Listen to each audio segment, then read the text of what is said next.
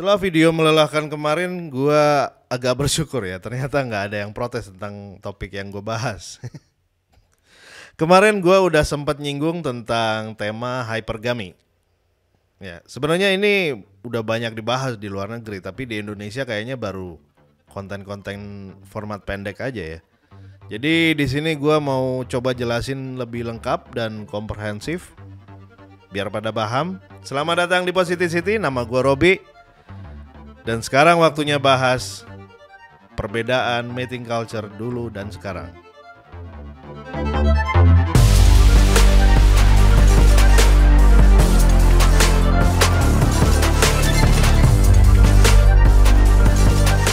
Pertama-tama gue mau jelasin dulu definisinya secara harfiah apa yang dimaksud dengan hypergamy.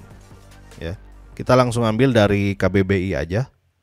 Di situ tertulis hipergami adalah adat perkawinan dalam sistem kasta yang mendorong agar seorang gadis menikah dengan seorang pria dari kastanya sendiri atau dengan pria dari kasta yang lebih tinggi. Sedangkan kata kasta dalam KBBI artinya adalah golongan, tingkat atau derajat manusia. Jadi ini artinya ada dorongan bagi seorang wanita untuk menikahi pria dengan status sosial, strata sosial, gaya hidup yang minimal setara atau lebih tinggi. Ada dorongan di situ. Dorongan dari mana? Dari siapa? Banyak. Keluarga, lingkungan, atau diri sendiri. Nalurinya, hasratnya, survival instinct. Jadi apakah ini salah? Enggak. Sama sekali enggak salah. Hipergami itu wajar. Yang bikin gak wajar adalah ketika wanita mulai ngerasa gak tahu diri. Bukan lupa diri. Bukan lupa, emang benar-benar gak tahu. Dia gak pernah diajarin tentang gender role. Dia gak pernah tahu value utama wanita itu dari mana. Dan akhirnya banyak yang menolak untuk mengakui, acknowledge bahwa pola pikirnya itu nggak mencerminkan gimana sebenarnya cara dunia ini bekerja.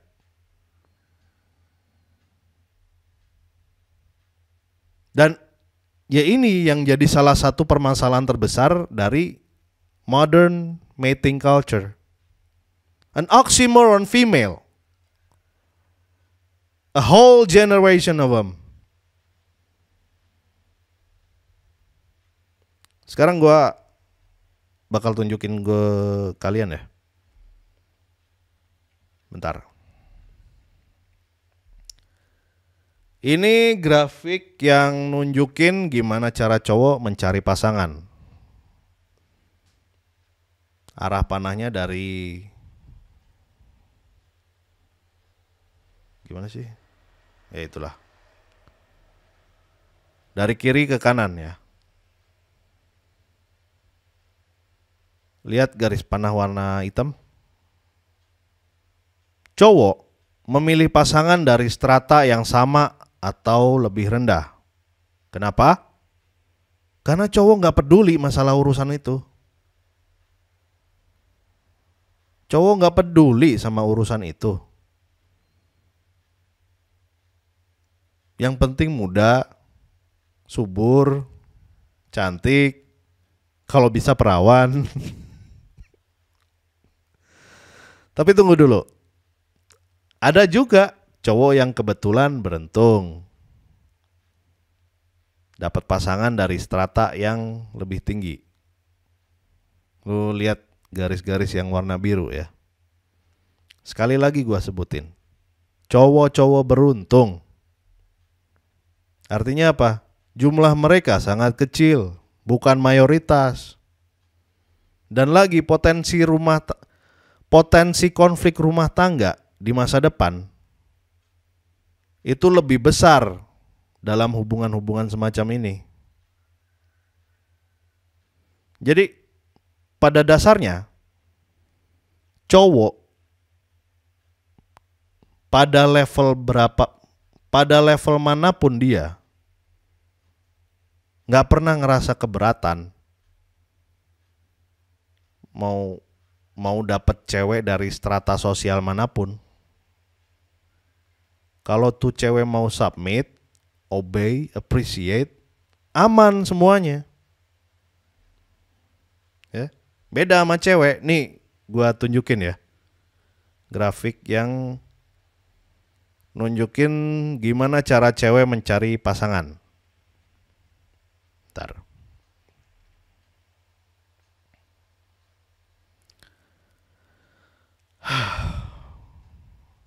Lihat garis panah warna hitam dari kanan ke kiri. Dari kanan ke kiri.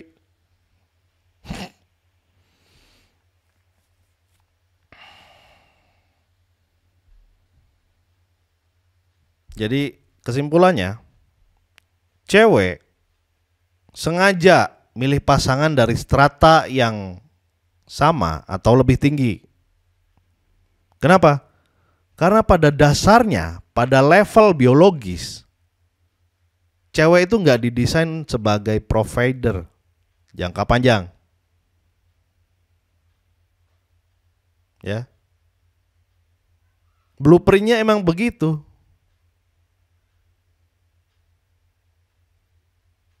Secara biologis, cewek itu lebih pemalas dari cowok. Ya. Nggak setuju? Coba lu tulis di komentar dah. Nah, sekarang ada juga nih cewek-cewek yang apes. Tadi cowoknya beruntung, sekarang ceweknya apes ya. Udah terlanjur sayang, udah terlanjur ngapa-ngapain, udah terlanjur ini itu, semua alasan dramatis, terlanjur ini itu bla bla bla. Setelah nikah baru tahu ternyata kena prank. Kayak garis-garis yang warna merah. Itu lagi-lagi rumah tangga di kondisi begini,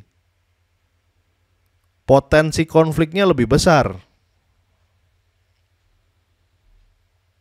Jadi apa ya? Karena hampir semua cewek yang punya karir, gue bilang hampir semua nih, nggak 100%. Masa sih gue harus jelasin begitu mulu? Hampir semua cewek yang punya karir ngerasa bahwa ketika mereka mencoba untuk menaikkan sendiri strata sosialnya, punya income besar, gaya hidup glamor, masuk di circle orang-orang kaya,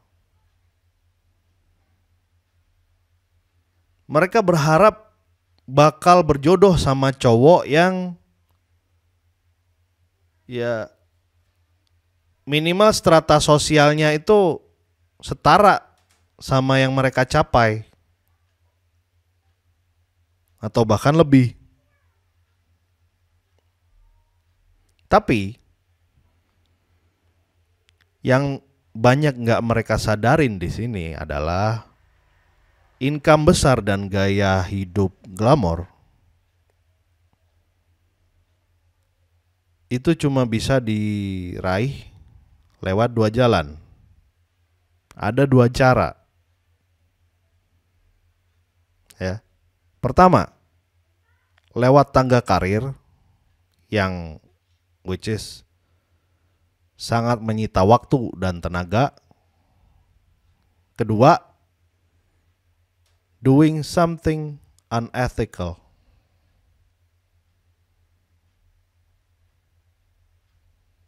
Pikir dulu tuh, telan dulu ya.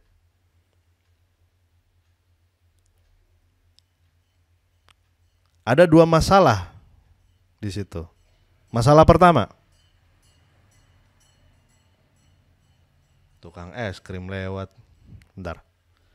Masalah pertama, cewek-cewek dengan high achievement yang sudah sampai di puncak karir, artinya dia udah nggak muda lagi, ya.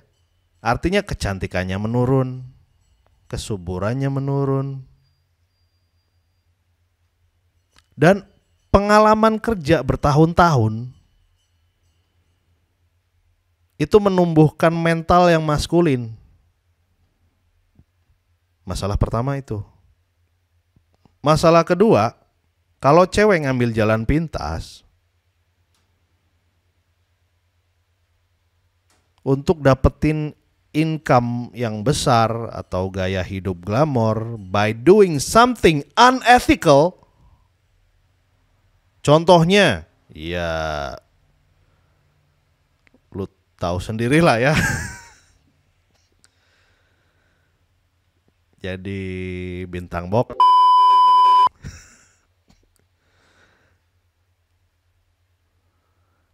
Artinya, by doing something unethical, mereka kehilangan eksklusivitas, purity.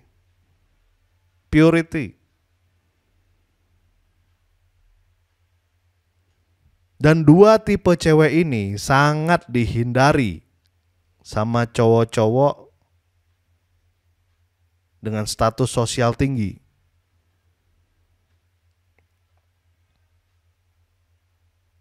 Dua tipe cewek ini sangat dihindari sama high value men. Sekarang coba baca lagi grafik yang pertama dan kedua ya. Gua coba tempelin deh gambarnya.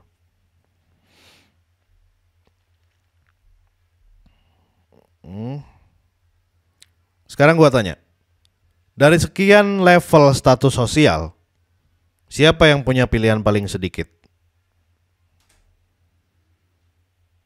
Cowok dari kasta terendah dan cewek dari kasta tertinggi. Jadi jangan kaget kalau seorang Prilly Latukonsina bilang, gue gak apa-apa kok, gue gak masalah kok kalau punya cowok dengan penghasilan lebih rendah. Karena emang mentok, pilihannya gak banyak. Jadi mending menurunkan ego dan sedikit pasrah. Itu translate kalimat dia.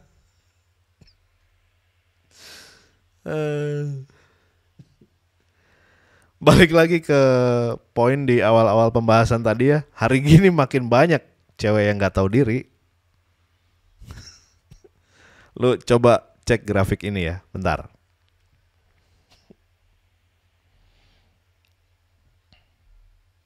Ini adalah hypergamy era media sosial, di mana mayoritas cowok jadi nggak dilirik lagi sama cewek-cewek di sekitarnya. Kok bisa gini? Ya, kalaupun ada yang jadi, kayak garis-garis yang merah ini, itu jumlahnya kecil dengan potensi konflik rumah tangga yang lebih besar. Karena ada banjir akses informasi secara global.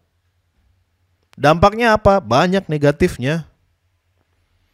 Kalau di barat tuh ada istilah howflation. Kaget kan lu, istilah baru lagi tuh. Yaitu keadaan di mana cowok dipaksa untuk bekerja 4 kali lebih keras dari kakeknya, hanya sekedar untuk mendapatkan cewek yang 10 kali kualitasnya lebih buruk dari neneknya. Efek sampingnya adalah sekarang jadi banyak cowok-cowok yang desperate.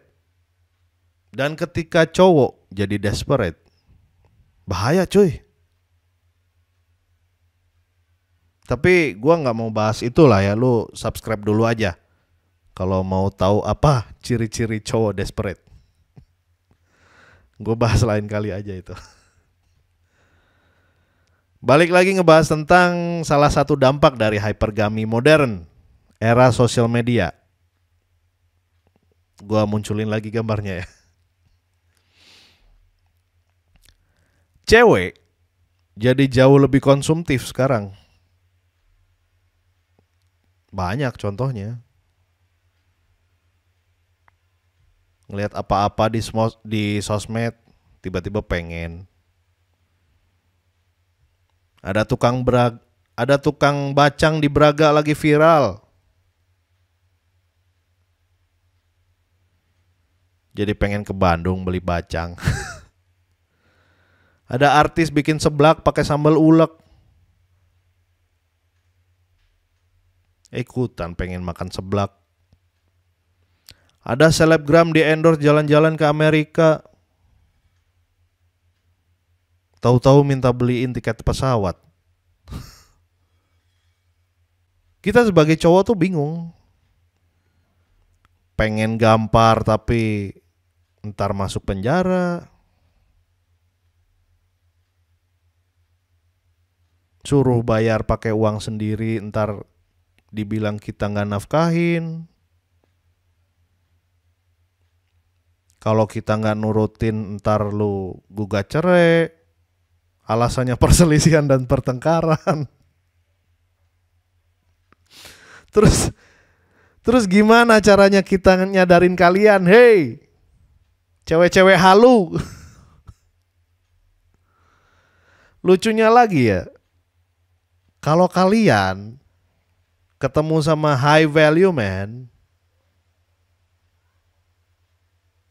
kalian masih banyak nuntut juga.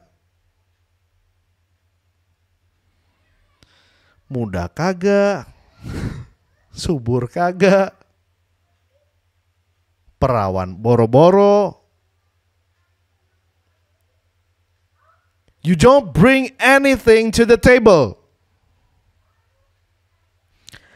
Jadi kalian gak punya hak untuk protes. Kalau high value man seperti mereka punya banyak option. Bukan kalian doang yang deketin. Jadi pertama ya, jangan berharap mereka bakal setia sama kalian. Jangan berharap bahwa kalian jadi cewek satu-satunya. Atau lebih parah, jangan sakit hati kalau ternyata mereka cuma main-main sama kalian. Because you don't have the leverage to demand anything from them.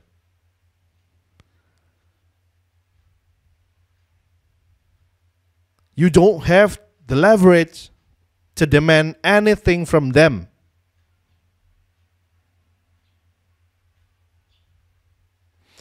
Terus gimana caranya biar kalian dihargain sama cowok?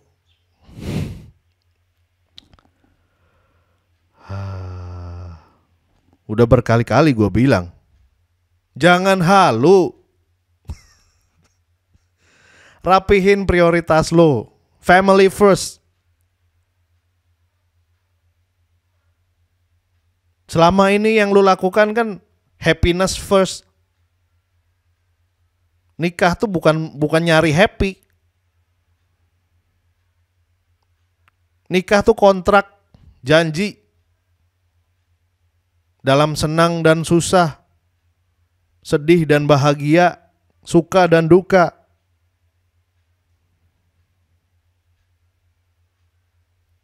Bukan pas suka-suka doang, bahagia doang, senang-senang doang.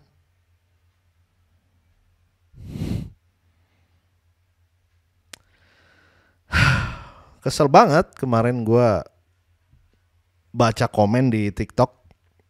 Waktu gue bilang ada dua cewek, ada dua tipe cewek. Ketika mereka punya karir. Tipe pertama, dia kerja untuk menyenangkan diri, support keluarga,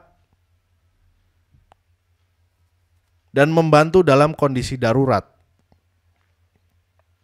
Tipe kedua, dia bekerja untuk membangun sekoci, untuk bersiap meninggalkan kapal ketika diterjang ombak. Dan mereka dengan polosnya ngejawab, dua-duanya lah bang. Biar kita gak dijajah sama cowok. What the fuck? Harus ada cadangan lah. Makanya kita gak tahu kehilangan cowok. Jadi siapa yang gak setia sekarang? Boys, gue kasih tahu ke kalian ya, hindarin cewek-cewek macam ini. Mereka gak patuh, gak setia, gak apresiatif. Kalau kalian terlanjur punya hubungan sama cewek macam ini, satu kata buat kalian, bye.